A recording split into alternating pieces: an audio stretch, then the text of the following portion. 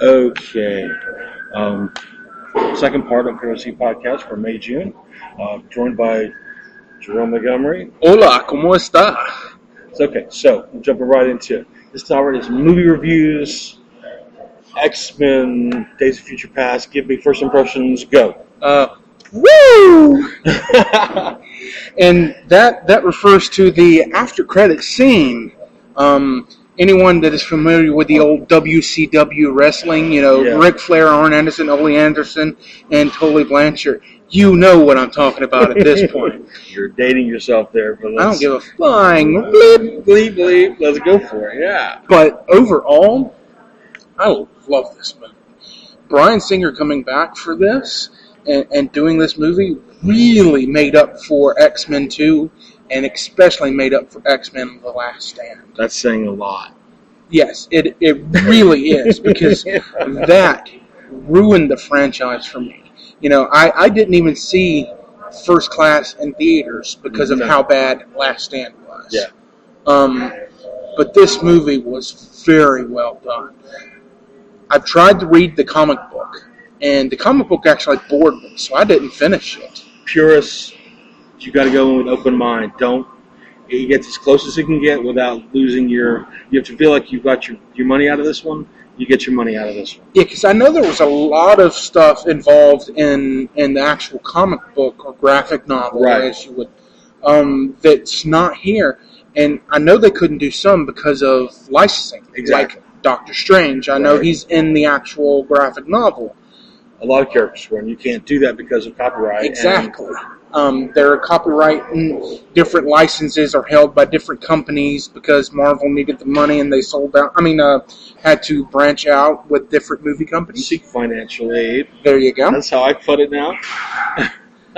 Okay, yeah, but this is my second time seeing it. Okay, so was it? What is your thoughts? Was it as good second time around? Yes. Did you pick up on things you didn't see the first time around? Yes, I did. That's the key. And the first time I actually saw it in 3D. Okay. And we just saw it in the 2D version. Yeah. People say 2D. I just like to say the standard version because.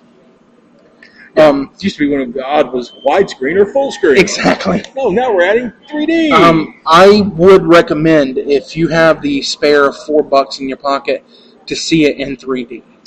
The Quicksilver scenes alone are worth it. When what is the song they played in that? If I Had Time in a Bottle. Yeah, Time in a Bottle. Once that song starts playing, you're going to see the best scene out of any of the X-Men movies. Yeah, I think so too. And when they chose that that actor, and I don't remember his name, to play Quicksilver, I was like, oh my God, this is just horrible. This is going to be a mockery. But that scene alone really, really made up for it. That kid, he did a great job. So we'll see how this Quicksilver he plays versus the Avengers Quicksilver during the summer. It's a different actor. Which is also played by a co-star of the one that played in this. Both of them played in the Kick-Ass movie. Yes. One was the main character. The one in Days of Future Past was his buddy. This how it plays. But it's definitely. Overall, I think the direction, the plot, the story overall was just fantastic. They really just outdid themselves. Okay, give me a rundown. You saw Godzilla. I did see Godzilla. What do you think? Yay or nay? Are you kidding? The commercial there. Like with the X-Men, this movie made up for the 1998 raping of Godzilla. Oh, yes. The giant iguana. Yeah, the raptor. That somehow was the bad guy and had no monster that it needed to defeat. Right. Unlike every other Godzilla movie. They say that, people should be open to new concepts. No. I like my Godzilla to be the protector of Earth that just damages everything protecting us. So be careful, Tokyo. He's still out there for you. This Godzilla movie, with Bryan Cranston, wow. Tremendous difference. Wow. I've only ever watched him in the Malcolm in the Middle TV shows. Oh, you didn't see him in Breaking Bad? No, never. Oh, the man can act. I've only seen him as a comedian. Seeing him in this gives me a new light on Bryan Cranston. Yes. And he doesn't he's not in but 15 minutes of the movie. I know, but that's what you remember. But it's so powerful. Yeah, that's what you remember. Godzilla himself is just so epically huge. So out there. But this movie, unlike some of the others that were just, gore factor of action, this had a good, decent story behind it. And it felt like a Godzilla movie. Well, that's good. It really...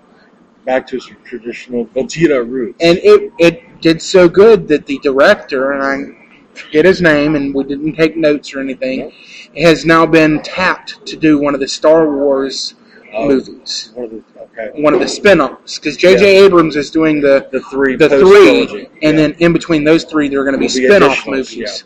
Yeah. And the director of Godzilla is tapped for one of those. Okay, well then, having been that we've got movies coming up, and spoiler alert for people who don't want to listen to this tough crap. Yeah, piss off. Yeah. Guardians of the Galaxy, yay or nay, can't wait. Oh yeah, definitely. I've never read any of the comics, so I don't know what to look forward to, but the trailers look good. Bleeping awesome. Maleficent. No. Okay. And I'm actually going to see that one because of one thing. Yeah, and you will never guess what this one thing is. One of the actors in there, Jim Henson did all the Creature Workshop. Yeah. So his special on FX is just going to be totally enamored with his animatronics. Well, Jim Henson himself didn't do it. But the Creature Workshop, his son Brian is directly involved in it. Mm-hmm. So, Labyrinth. Who just passed away a few weeks ago. Passed away. Yeah. But he was involved in it. So I definitely will say I'm going to see Maleficent. The reason I'm not going to see it, and I was planning on seeing it until I realized that it's an epic battle movie. Well, parts of it are, yeah. Yeah, and I think that they're doing that a little bit too much in movies, in these remakes. Like, what was it, Snow White and the Huntsman? Yeah. Had an epic battle scene. Yeah. And Lion, the Witch, and the Wardrobe had an epic battle scene. I've never actually read the book, so I don't know if that's the book is extremely long. C.S. Lewis, and there are like several battle scenes over decades. I understand that that's in there, but a lot of these remakes that they're doing of old classics are having these battle scenes, and it pushes me away. Robin Hood had an epic battle scene. We'll say they're going to do the same thing with Hercules coming out with Dwayne Johnson. Yeah, with There's going to be a huge battle scene. I call it the Harry Potter deficit syndrome. If you can't at least get 3 hours worth of crap in there, what's the point of putting it out? So you're fillering it in all the materials. Well, no, we both have to agree. That's not going to be the case with Lucy, with Scarlett Johansson. We know what you would do. No. I would probably watch Scarlett Johansson watch grass grow at this point. I would seriously sit there for 2.5 hours watching her watch grass grow. Yeah. Phenomenal. Just phenomenal. Yeah, phenomenal. The cherubs are on my shoulder. Yeah, I can see it right now, about to alert the trumpeting, The Lucy just looks brilliant. Yeah, it looks amazing. And Morgan Freeman. Excellent Morgan Freeman.